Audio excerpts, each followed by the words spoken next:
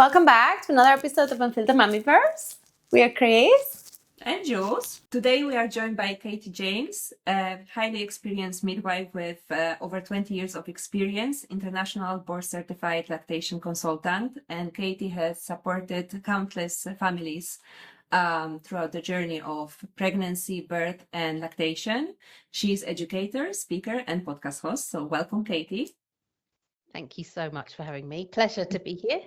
Welcome, Katie. You want to tell us a bit of yourself and your journey, like becoming a lactation consultant? It started back when I was still a young midwife.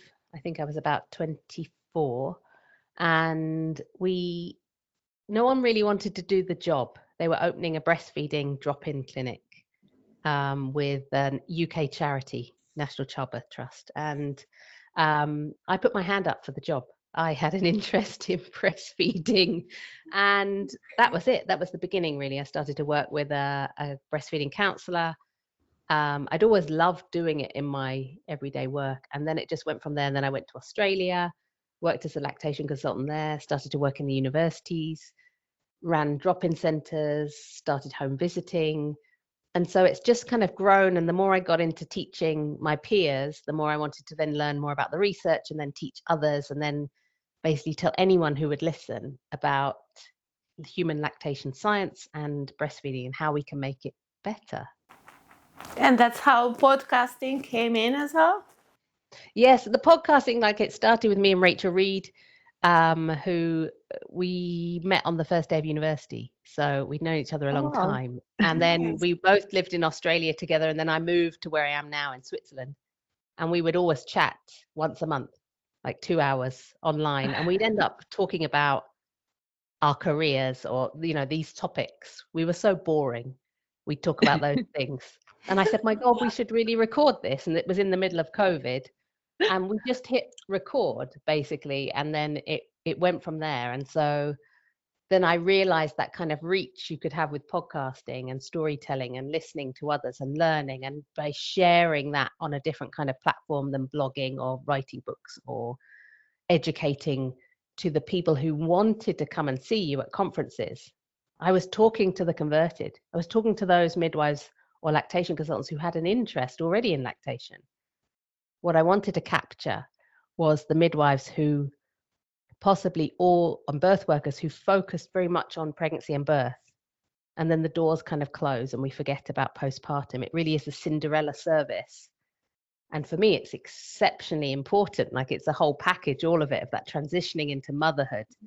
And the baby's actually there. And often when things fall apart, and when we as midwives and doulas and birth workers don't have those skills to hold that mother, that baby, that family, it becomes much harder than it needs to be. And so with the Midwife's Cauldron, the first podcast, I kind of just sneakily weaved in breastfeeding things.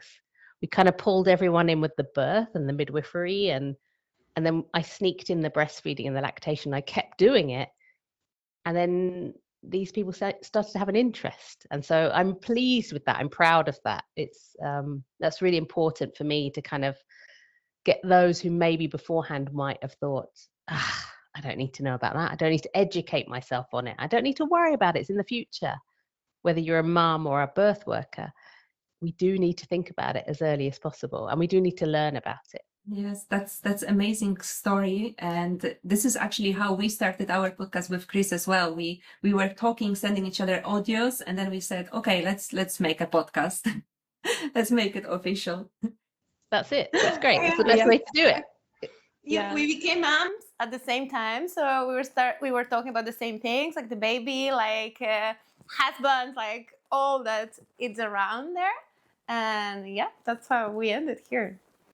Yeah, I think that's the best way because it's just natural and it flows.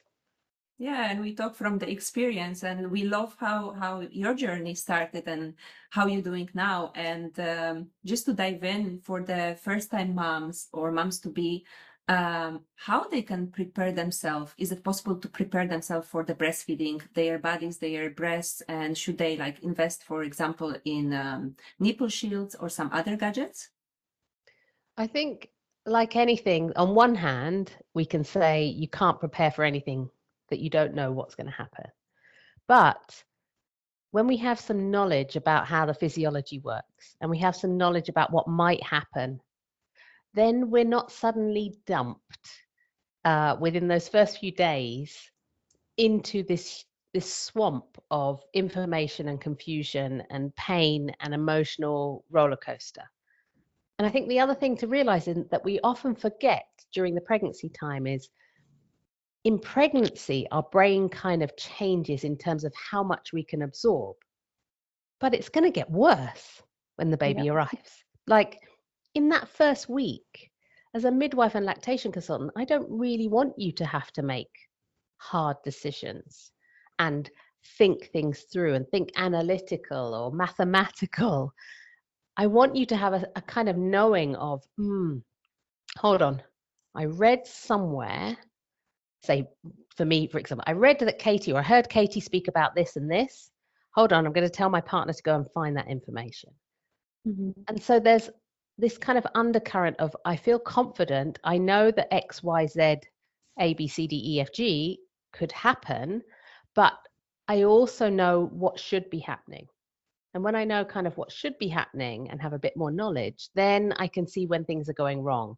I can take a pause to think, what is this midwife advising me? Where can I get some more information? But if you haven't started to do a breastfeeding education course like you would do to prepare for birth, Yeah, exactly. how do you even know where to go and find out the right information? You're scrabbling around on Instagram or TikTok or through podcasts. You can't listen to a whole hour's podcast to find the right piece of information. You want it on hand there. And you can't always have access to a lactation consultant or a midwife at the click of your fingers, unfortunately. So preparing ourselves during pregnancy for breastfeeding is just as important as preparing for the birth. We cannot predict the birth, yet we look at all the potential most common outcomes. So you also asked me, do we need to buy gadgets? It's a really good question. I would say don't buy anything at this stage, because you don't know. What happens if you buy it and you don't use it? What happens if you have nipple shields and you think, well, I've paid $24 or whatever for these. I don't know if I need them, but I'm going to use them anyway. And they actually cause a problem because sometimes these gadgets, these tools are often used as a bridge. So it's when things not quite going right, we might use that for a few days to get you to the next point where we can start putting everything back on track. But I don't want anyone to use them if they don't need to. So we don't need any of those gadgets. Nipple everters, none of the researchers ever supported any of it. Nipple shields. The least reason I'm going to use nipple shields is if someone's got sore nipples, which is actually what they're advertised for. But we rarely use them for that. We use them for all sorts of other reasons, and quite rarely, to be honest. So it goes with breast pumps. Should you buy a breast pump in pregnancy? You would think the answer would be yes, because every baby shower list, and as much as I'm not a fan of baby showers, they have come from America and they are everywhere now. I would rather a mother blessing or something really beautiful for the mother to be. But breast pumps seem to be on everyone's antenatal or prenatal list. Why? One, you might never use it. Two, you want to buy the right pump for the right reason. There are different pumps on the markets with different capabilities for a reason. Are you going to go back to work 4 days a week? You're probably going to need the top quality pump. Double pumping, best quality there is, so that you make enough milk, so you keep your supply going. But if you're someone who's like, oh, I might just pump once a day, once a week, you might be fine with a $35 hand pump, and that's more than enough. So why would you spend $500? Like, just wait and see what the circumstances bring. And if there are problems in the very, very early 4 weeks, actually, as a lactation consultant, the research shows us that you don't want to be using a pump you can just buy. You need to be using a hospital grade pump, one of the ones you hire from the hospital or the pharmacy. The others aren't actually good enough to build your milk supply. So what I've often found is that a mum will have been gifted or have bought a single pump, for example, or a wearable pump. And then I have to go and tell her, sorry, you're going to have to hire one as well in order to make sure we get enough milk here. that feels terrible because she spent money twice. So yeah, I'm not a fan of buying gadgets when you're pregnant. I think that's the problem. Like we don't have enough information, or maybe we have too much information and we don't know from where to take it, right? Because for me, no one told me about that cracked nipples and how hard was breastfeed and all that, right? When I got my boy, like I got like really, really bad. Like it was very cracked. I had blood. Like I had one of those pumps, like I don't know, maybe not the cheapest one, but not the most expensive one. So I was making it worse. And then like the milk in the pump, you could see like was pinky, from the blood. And I was like, okay, that's not working. Like then I bought the shields to try, but then like how you buy them online or in the shop, like the size, like I don't know, it's so many, like it's conditioned by so many variables that you don't know which one is it. I got one, I try, and at the end, like I think the only solution was I had to bottle feed him a bit to give myself time to heal. I was like, because it helped, but it didn't help me enough. Or my kid like didn't want bottles. So when I was putting the shield, like he didn't want, because it was plastic, let's say, because it was a silicone one. So he didn't want it either. And it was like, that was really hard. Like I don't know. I think like those first days, like many women feel like, I don't know, like failing, right? Absolutely.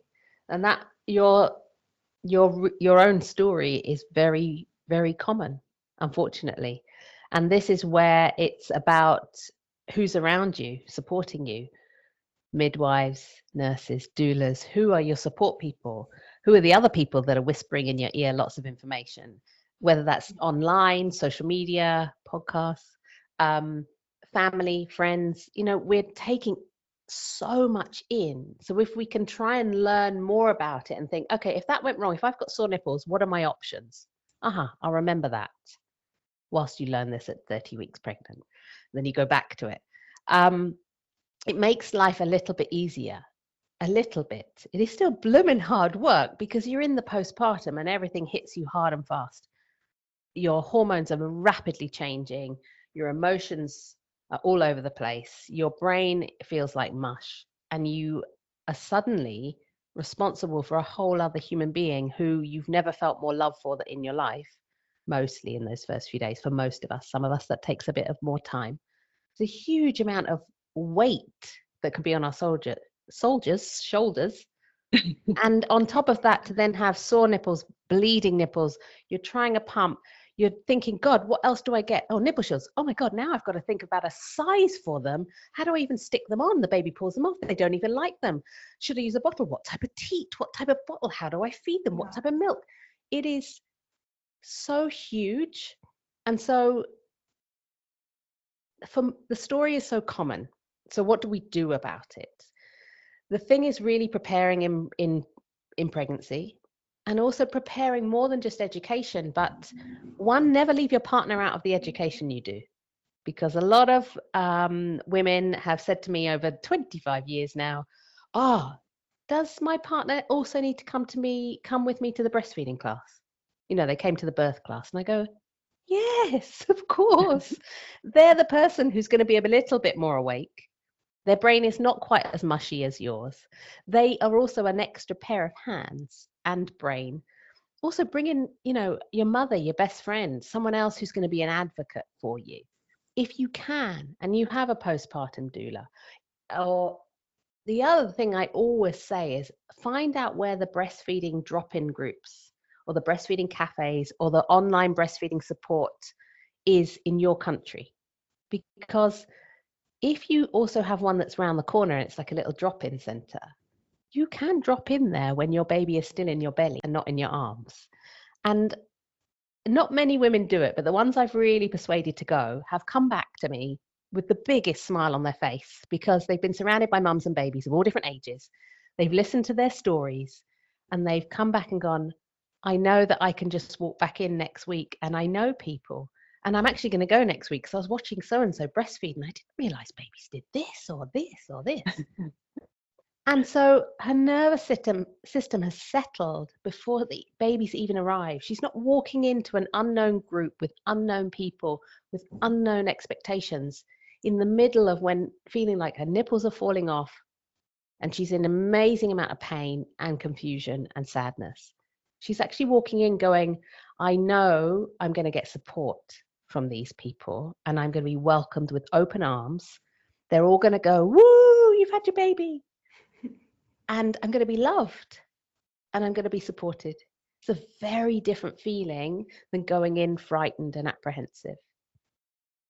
So make the effort to find those support systems that will be there when you most likely are going to need them, because we all need support. Do it before the baby arrives and never feel stupid turning up.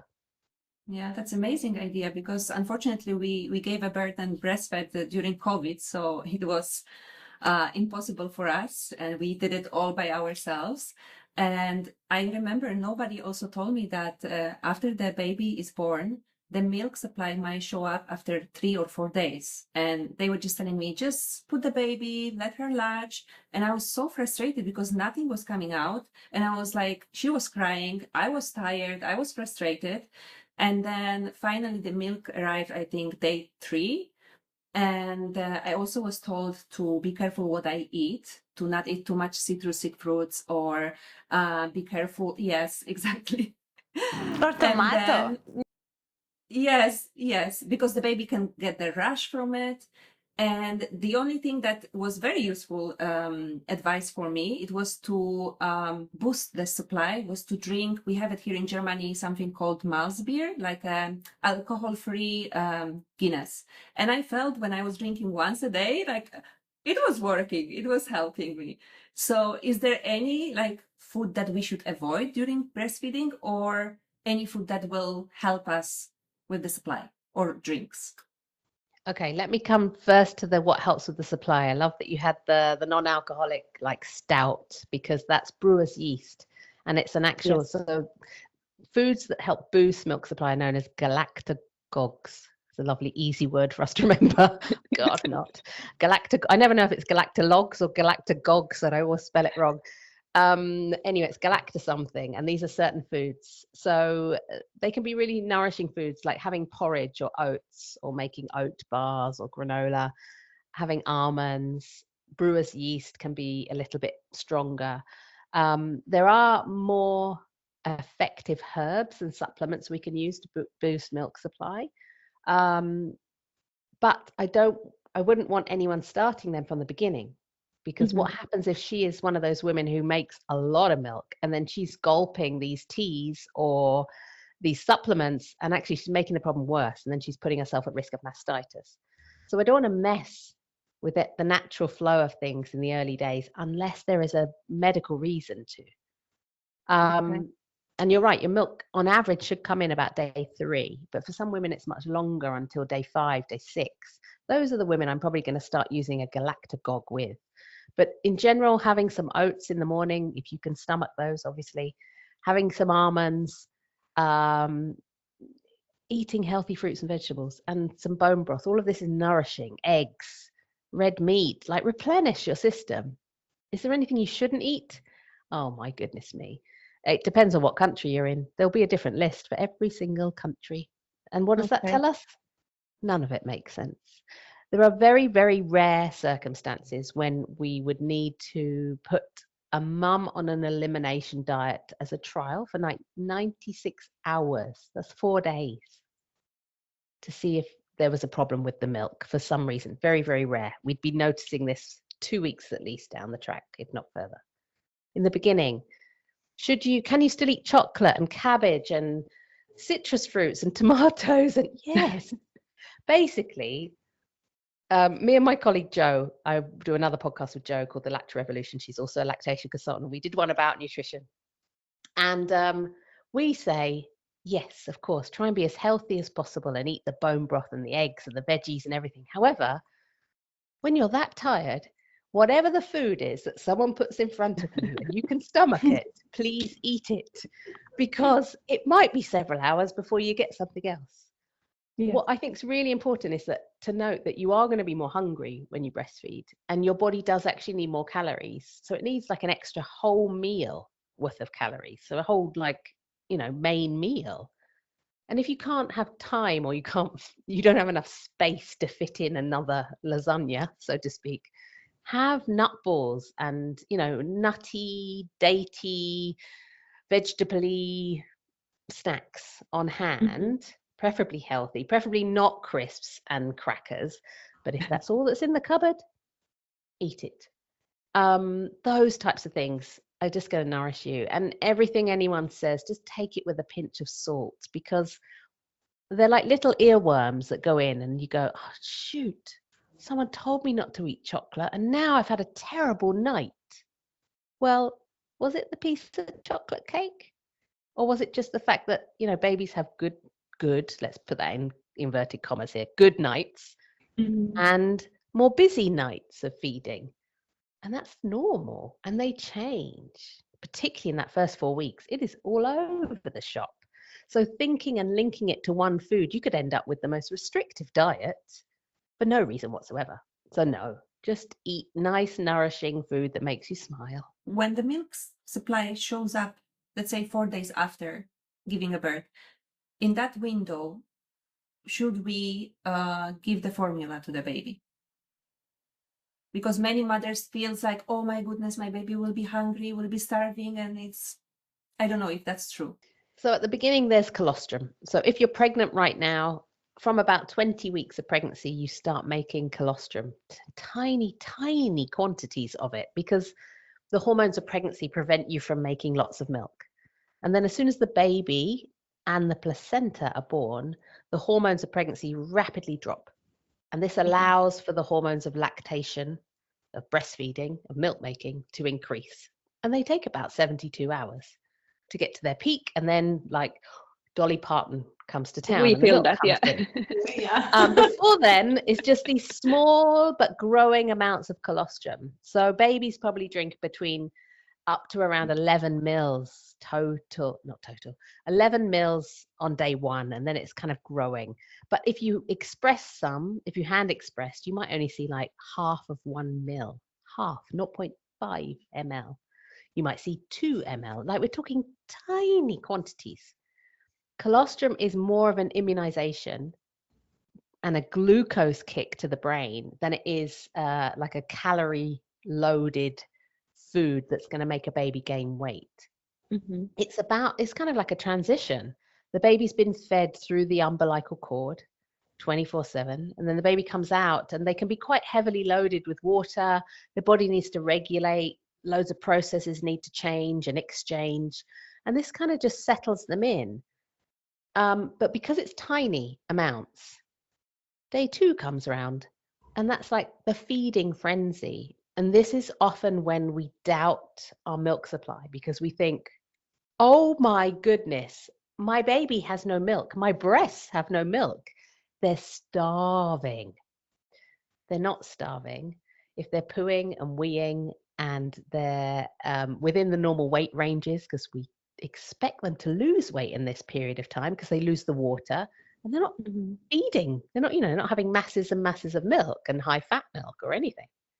So they lose weight, but they'll still be peeing and they'll be pooing. The poos will be changing color from this sticky tar up to this nice yellow color around day 4 when the milk really has come in. That instantly tells me, as a lactation consultant and midwife, that baby's healthy. So just from the wheeze and the poos, I know what's going in because I know what's coming out. But is a baby starving? No. Why would Mother Nature have made us insufficient?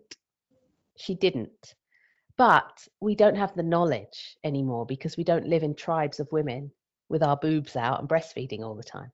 We don't watch our sister, and we don't all sleep together in a big hut. So we don't see babies attached. We haven't grown up watching babies breastfeed until they're 4 and 5 and 6 for our entire lives. So we've been living in a bubble, and then all of a sudden the world kind of comes crashing down reality, and we go, oh my goodness, am I looking after this baby okay? So a feeding frenzy happens around day 2. The more the baby feeds, the more signals go to the brain. It rapidly increases these hormones of lactation. And by the next day, like we said, the milk tends to come in. So all of it is interlinked. Your hormones, baby's way of feeding, how baby settles in, when the milk comes in. And if we interfere with that process by giving a baby a bottle of a much larger quantity of formula, then this will often stretch the baby's tummy, make them sleep for long periods of time. And that means they're not going to the breast as quickly, as often. And so we interrupt that process of bringing your milk in, and we can cause a delay in when it comes in. And we can cause a delay in how much milk you get if we keep giving that baby formula. Mm-hmm. So if we need to use formula milk for a medical reason, totally fine. We can still protect the breast milk and the breastfeeding if the baby's asleep. We'll just use a pump until the baby starts waking up more. So we do all these little things to just make sure that the breasts are never forgotten, because they've got to be stimulated. The milk making cells have to be switched on at the beginning. And so babies are designed to eat little amounts very frequently. And I can't change it. I wish I could. It is blooming awful, because you will be awake all night long for a good 24, 48 hours. And then, thank goodness, that milk comes to town and you might get 2 hours of sleep. For me, like, I was afraid to give my kid a bottle when I had that sore nipples, because I thought like maybe after he's not going to want the boob again. Okay, everybody says if you give them the bottle, they're not going to want anymore. Then I did it. I think he had like 3-4 bottles, and then he didn't want bottles, he didn't want dummies, he didn't want anything at all. He just wanted boobs. So I was lucky. I had a very, very high supply as well. And like I went from there, like it was the only thing then. After my nipples were better, like I used some kind of, the pharmacy gave me kind of cream that it was very good one to make it heal. And like, and he was having so many fits, you know, like, but like he was okay. It was okay. Like, listen, I lasted like I think 14 months. So it was good at the end, you know, but like the beginnings are bad. So that all those challenges, I think that they're like make people like maybe not give up, but discourage them to breastfeed. Yeah, I think you're right. And that's why having so much in preparation can be so helpful, because there is a lot of noise out there. And, you know, like you say, everyone said giving him a bottle, he's not going to go back on the breast. That can absolutely be the case, but not for everyone. And also sometimes that's our only option. So to have all this kind of guilt before we've even done it also is such a pressure for us as new mothers and women. Like, I just think the more we can educate ourselves and those around us, it gives us options. And also, we don't feel bad. Like, if we needed to use a bottle and formula and to give our nipples a break, which you quite rightly needed to do, quite rightly, you did amazing. Look what happened, 14 months of breastfeeding. Blooming awful, a difficult start. But my gosh, you worked your way around it and you did great. But it's not always like that for so many. And I think it's just about knowing that you can sit there and go, oh God, this is the current situation. It's 3 a.m. What are we going to do? Because everything's always at 3 a.m. when everything else is shut. And to just have some kind of resources to tap into, or remember stuff, or have printed some stuff out that you've read, or to be able to have a partner who you've discussed it with and they can say, do you know what? Remember, if we need to use the bottle, then we've also got the pump. Nothing is black and white with babies, with birth, with life. And if we think about breastfeeding as black or white, it just makes us stressed and it makes it really unpleasant. And that's not how I work. And I very rarely see neither black or white in terms of breastfed 100% or formula fed. There's always something in between. And that's the realities of life. And so having the flexibility and having the backups, you know, that it's all, you're having a really, really difficult night. It's a Sunday, and then it starts at 9 p.m. You have a terrible night, but you know on Monday morning that breastfeeding drop-in centre opens, or that say the Australian Breastfeeding Association opens on Monday morning, and you can phone them. You know the lifelines, you know your resources, you're not alone. And that's the thing, is sometimes we seem to think that we can go through this all on us, all by ourselves. We're not designed to do that. We're women. We love to talk. We're meant to sit in circle, and we're meant to learn from each other. And it's okay to say, I'm not okay right now and I need help. And actually, it's probably the bravest thing any of us can ever say at any point in our lives. And it's so important to be able to learn to say, I need help. It's very important what you said as well, that breastfeeding or bottle feeding or breastfeeding is not just black and white. It's either you breastfeed or bottle feed. Because I remember when my daughter was 9 months old, I had to have a colonoscopy. So they told me I have to stop breastfeeding, I have to take my medication and prepare for the procedure. And she refused the bottle. She didn't want a bottle. She didn't want formula. And she was just so dehydrated in the end. So after the procedure, I think they told me 12 more hours or 24 more hours, I cannot breastfeed, but she was not eating anything. I had to give her boob. So I want to ask you, like, is it okay with some medication? Or during COVID, we were told we cannot be vaccinated because we breastfeed. So it's a little bit confusing. A little bit. Oh my goodness. Hugely confusing. And not just for you as a mum, also for the medical establishment. So notoriously, women have not had medicines tested on other women. Most drugs or medicines are tested on men because men are pretty simple. Yes. Just in terms of they don't have a cycle, they don't have a period where they can give birth, they don't go into perimenopause and then menopause. That's what I mean by simple. Please, no one take offense. And so notoriously, we have a whole host of medications that have not been tested even on women. And we don't even know, we're only learning in the last, couple of decades that a heart attack for women has different symptoms, that autism for women has different symptoms. Let's expand that to so many more things, I would imagine. When it comes to medications and breastfeeding, most of the world have no clue.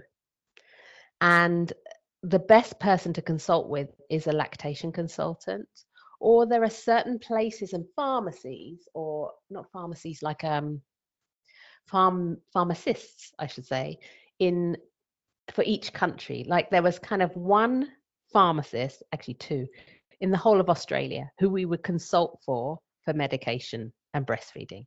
In the UK, there used to be one, but she started to train lots of them because she thought, I can't do this job forever. Now there's the whole, you can go on the breastfeedingnetwork.org and you can get information, particularly about contrast drugs and those types of drugs for x-rays, for scans, because they're the tricky ones that everyone says, ooh, you can't breastfeed, you have to stop. Yeah.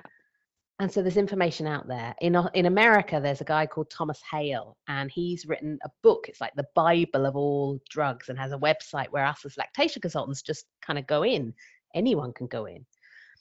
My thing would always be, we always talk about 90% of medications are safe with breastfeeding.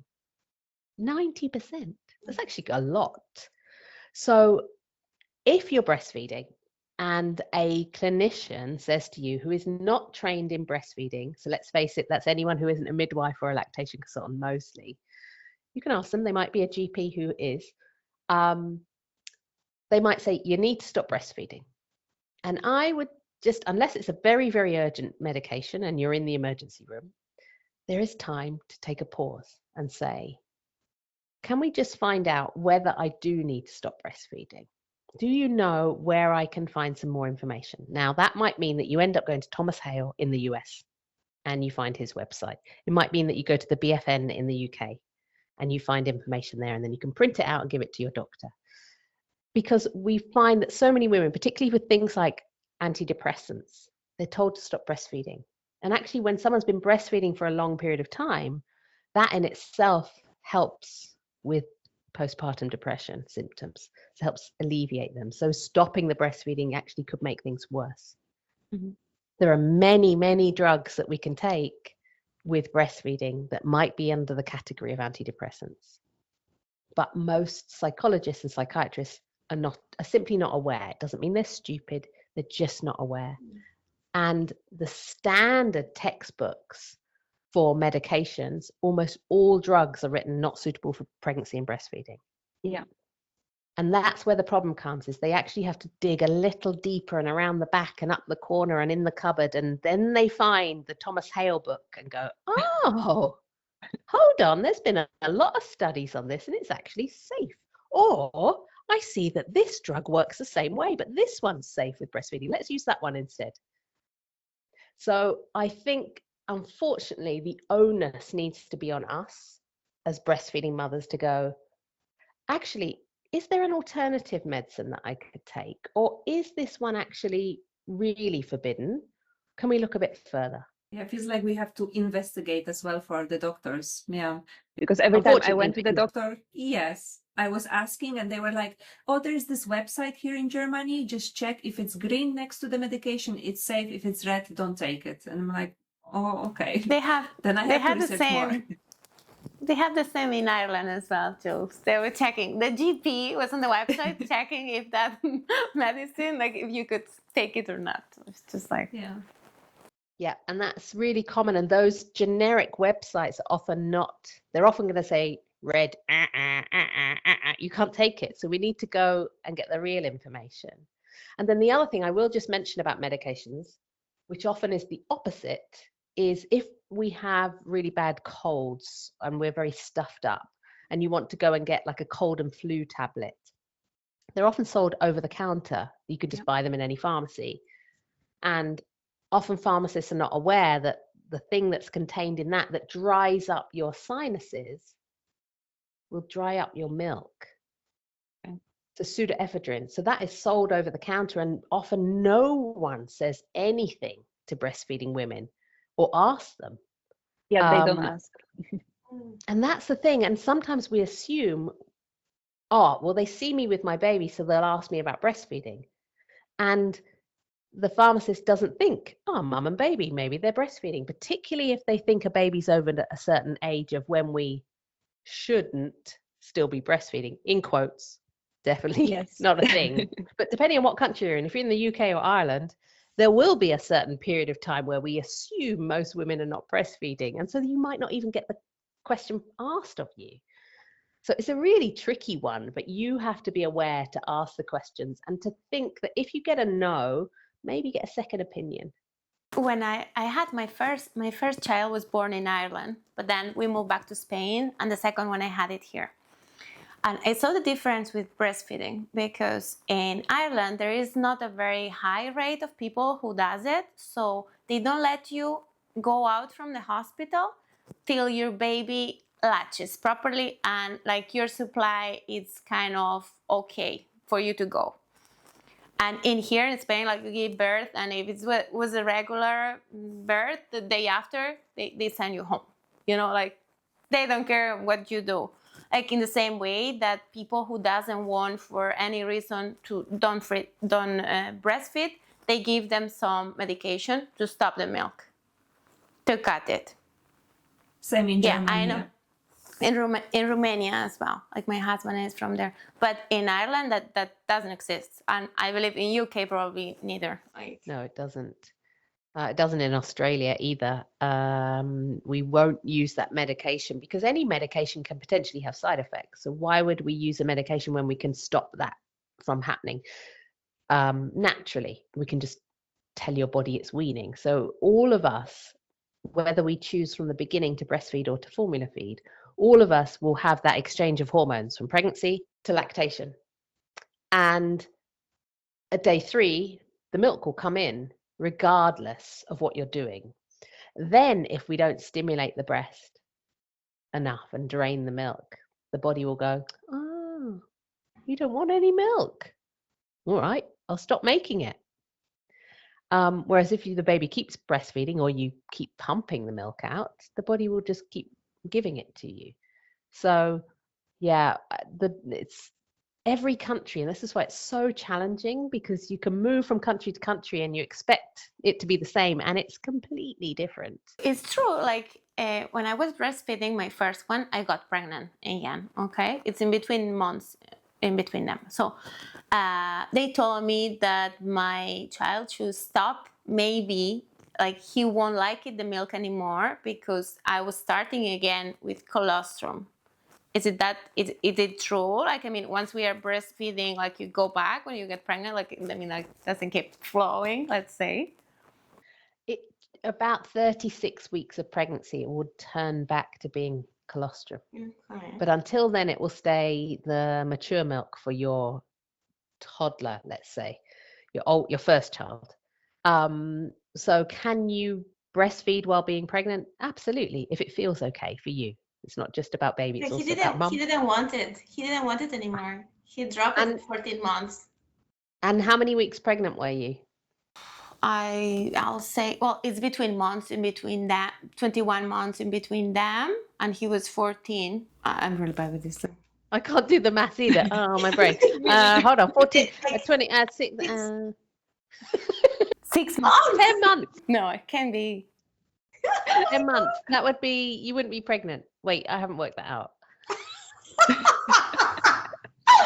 It's 6 weeks, no? Anyway, the milk will, 6 when weeks. it changes, it will change flavor. Colostrum has more sodium in it, so it's saltier. It's more watery as well. It's kind of, I mean, the colostrum's sweeter, but it's saltier and it's smaller in quantity. Some babies will go, I'm weaning, and other babies will go, oh well, it's just a change. Take it in my stride, carry on. You know, it's just like us. You know, put a plate of food in front of us. We're all going to be different. The taste of milk can also change when women get mastitis as well, and so that can be a reason why babies stop breastfeeding. Also, the milk tends to almost disappear in volume, so the babies get frustrated and they can start pulling off the breast and getting very upset around the breast. It doesn't last forever. Once the mastitis starts to clear up, the sodium levels change, the saltiness goes away, and the milk volumes will start increase. So the baby will come back to feeding. So a baby who's reacting around the breast like that during mastitis phase, it can be very distressing and feel like, my God, not only have I got mastitis, but now I've got a baby who doesn't want to breastfeed anymore. It's just temporary.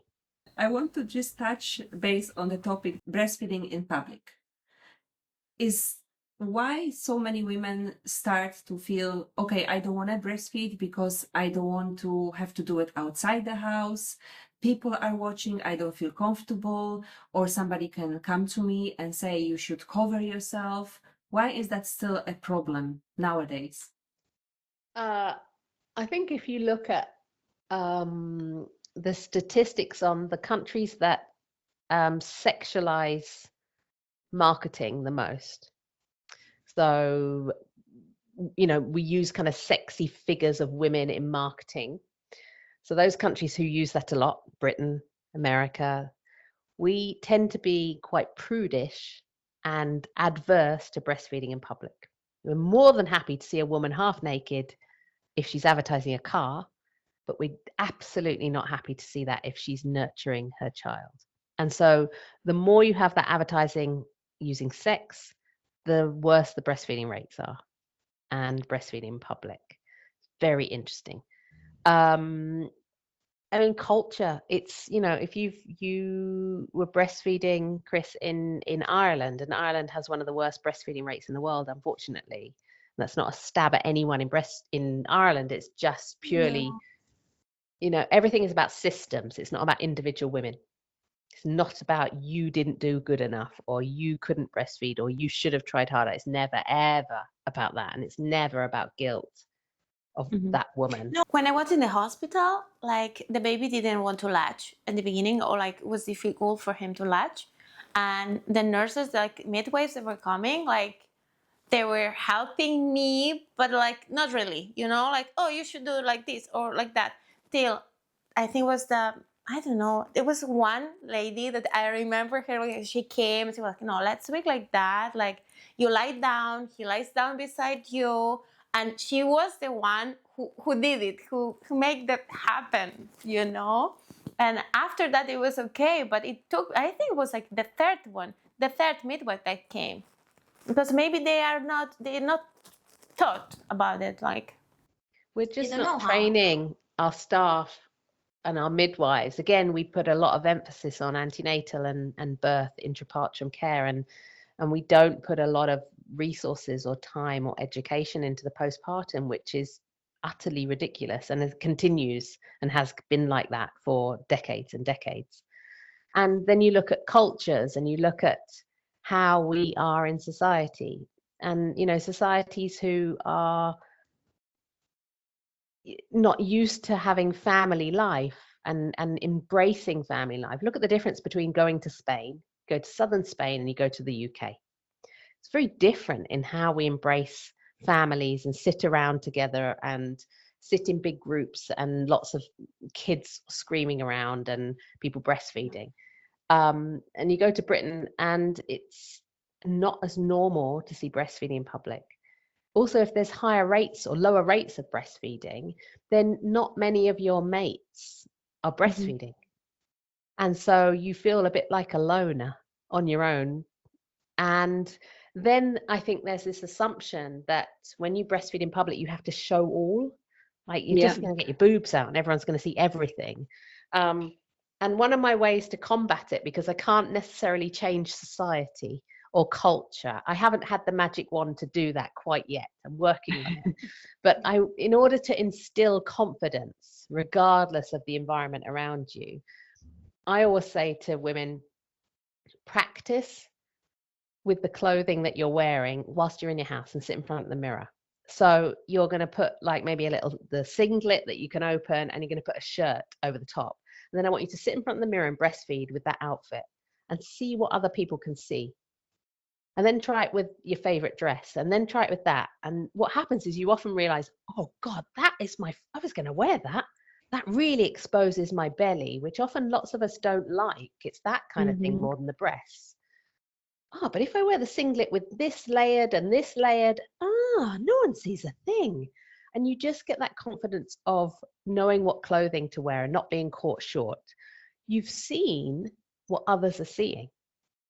And so that can give you confidence as well. And also then try different positions. And also do a little scout around of, if you're going to meet, for example, a friend in a coffee shop for the first time, meet a friend who's also an experienced breastfeeder. So they can give you a support to do your first outing of breastfeeding. And then find somewhere in the corner so that you're looking out. And I think if we can have our first experience that goes really well and isn't stressful, and we've got a really good friend with us who just goes, oh my God, you're doing so great. Why don't you try like this? Oh, do you need the muslin? Oh, they vomited. Don't worry. You clear yourself up. I'll deal with baby. All of that just settles into place and you suddenly have this confidence. Whereas if we're thrown into it and don't really realize, and then we feel like everyone's looking at us, we're probably never going to try it again. And then that's it. It's done and dusted. That's true. It was very stressful in the beginning because I had that conscious, like, oh my goodness, probably everybody is now watching me and looking at me. But in the end, I was just very comfortable. I had those hoodies with the zipper for the winter. I just zip and that's it. Yeah, it is. And probably also some women are thinking about going back to work very early, very soon, or they have to go back. So they think like, I don't want to breastfeed because then it's going to be just extra work for me. So how they can navigate that to make it easier on them? I think the thing is that it can absolutely be possible to do pumping and storing your milk and keep breastfeeding going. And sometimes that works out to be the simplest option. But for others, they feel like, oh, God, that's really hard. What I would love is if I could just breastfeed like when I get home from work and through the night, and then I'm going to use formula in the day. And that also works itself out as well. Your breasts just get used to it. But planning to go back to work, and if you want to keep your milk supply going, is totally possible. But like with every single thing I've said today, plan, trial run, talk about it with your bosses, read up on websites that talk about how to go back to work. Start thinking about this 6 weeks before you go back to work. And definitely do a trial run fake going to work day.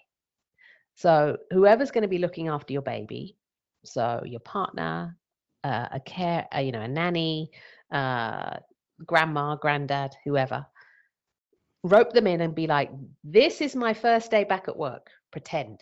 But I'm going to go through the motions. I'm going to set the alarm. I'm going to give myself the time. I'm going to do my hair, makeup, whatever I normally would do. I'm going to see how this works out. What do I forget? What do I run back into the house for? What do I go, oh my God, imagine if I'd gone to work without this. At least I figured it out. And I want you to go out for the day or for however many hours you'll be working for, 4 hours, 6 hours, and do that trial run, because that is going to settle your mind on your first real day, because you will have pulled out all those things that you probably didn't think of. And that's just going to make everything so much easier. That's a brilliant idea. I really like that, trying things. Like, yeah, because I think it's the only way that it works, or the only way you find which one works, because you never know what can happen. Exactly. And ideally, when you go out and you have that pretend work day, but you don't have to go to work, go and do something for you. Massage, shopping day, whatever it is that you haven't been able to do for however many months and you can't see it in the foreseeable future, do it, book it, plan it. That's amazing. Yeah. Difficult, but amazing. I keep trying. I really like that tip as well you gave us as well about looking yourself at the mirror while you breastfeed, so you can see what they see too. I think it's very important, and that's one of the things that maybe people don't like. But what I just wanted to say, like in Ireland, for example, I didn't feel like ashamed or anything to do it, because in there people is not looking at it, like doesn't matter, like no one is gonna look. If they see that there is a baby, if there is a baby there, they're just gonna look somewhere else, like straight away. They're not gonna look. But in here in Spain, it's totally different. It's just in winter time, you can put more clothes. I was wearing one underneath and then another one on top, and then you feed without being seen, like, you know. But as Jules say, at the beginning, you feel like shy or you don't feel comfortable. But when the months are passing, like, you feel better. The only thing I had in here, it's like when it's summertime, it's very hot. So you don't wear many clothes. And it feels like you're gonna be naked in the middle of somewhere, like giving. So yeah, I mean, like, you cannot put anything else, you die, you know, like over 30 degrees. So I was using a very thin cloth just to cover myself a bit. I don't judge, but I don't like those covers that they cover the baby fully as well when you breastfeed, because it's something natural. But I was covering myself to feel like just a bit more confident.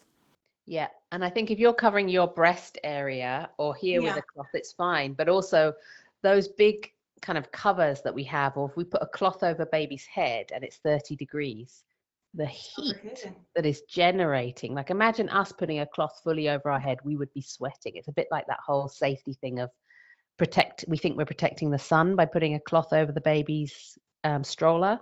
And actually it can go 5 degrees hotter inside. Yeah. So those protective cloths can actually be quite stifling for babies in the heat. It's a tricky one. I don't know what to suggest. You just need to I find a way. I can't give anyone confidence. No. We wish we could. But I think go out with your mates is definitely the key to confidence. And then it's like, yeah, who's going to come and get us?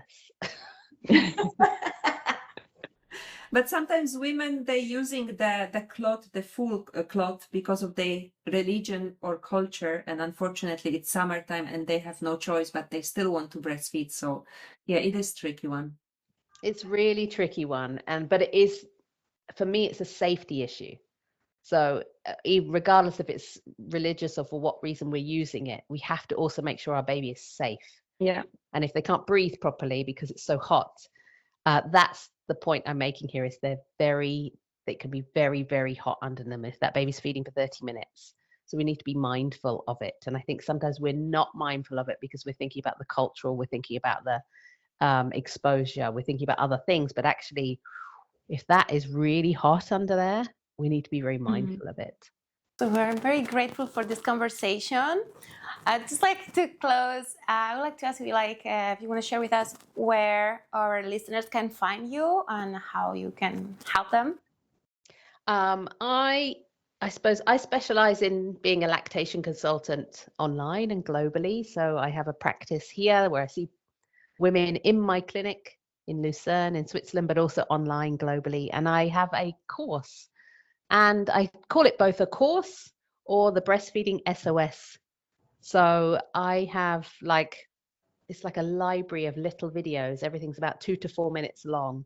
So if you are at 3 a.m. in the morning and you think, oh my God, my nipple feels like it's falling off, you can click into the section about sore nipples and find the right video immediately and not have to wade through lots and lots of information online or that's long. It's short and sweet and to the point. And so that's called the Feeding Couch. And you can find that on katiejames.site. That's where all my bits and pieces live. And plus there are 3 different podcasts with information on. So you can just type my name in and you will find them. Yes, we love your podcast, all of them. And we know all the questions we ask is just a little bit touching bases here because the topic is huge. And we love speaking with you. And thank you so much for all the information that you provided. You're so welcome. Thank you for having me. It's been a pleasure. Thanks for listening to another episode. And thanks to Katie for all the insight on breastfeeding. And remember to follow us on all our social media and like, comment, and share. Of course, subscribe so you don't miss the next episode. Now take care. Be kind to yourself. See you soon. Bye. Bye.